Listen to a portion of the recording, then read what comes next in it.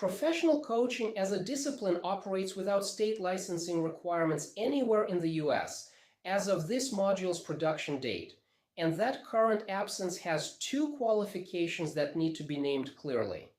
The first qualification is that the status is current. Coaching has been considered for licensure in several state legislatures over the past decade, and the picture could shift with a single piece of state legislation. The second qualification is that the absence applies to coaching specifically, not to adjacent licensed practices like therapy, counseling, or financial advice.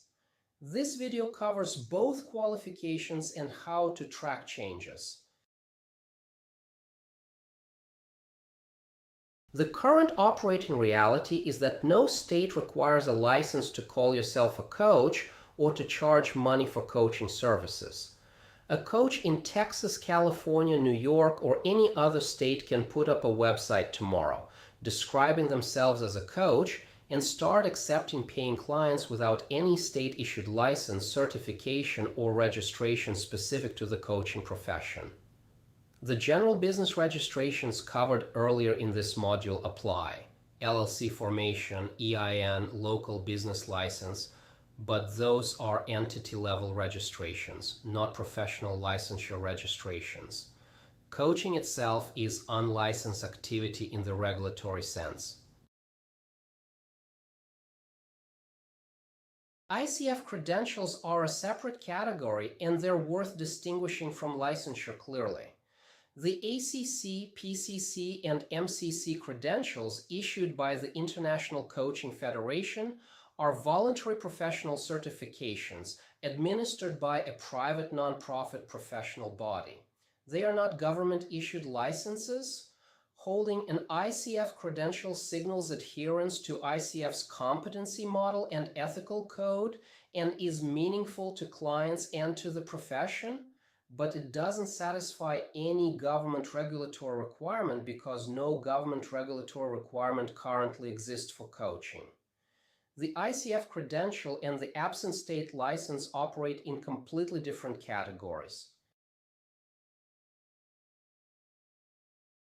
The flip side of operating in an unlicensed profession is that the boundary between coaching and licensed practice sits entirely on the practitioner.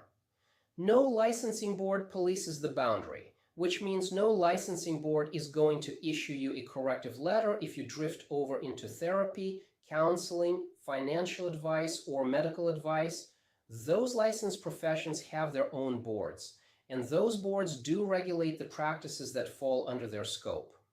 A coach who strays into licensed territory triggers the licensure requirements for those professions retroactively with their associated penalties.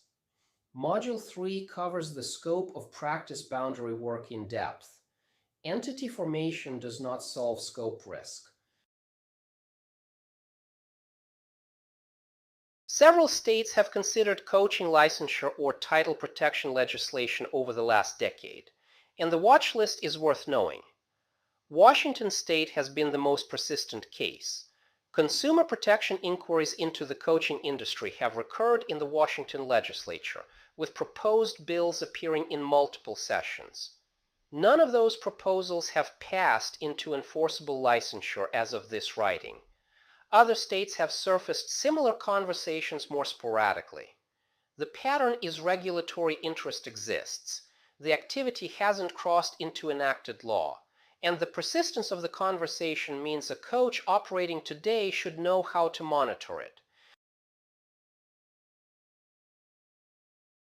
There are two shapes a future regulatory move could take, and they have very different implications for current practice.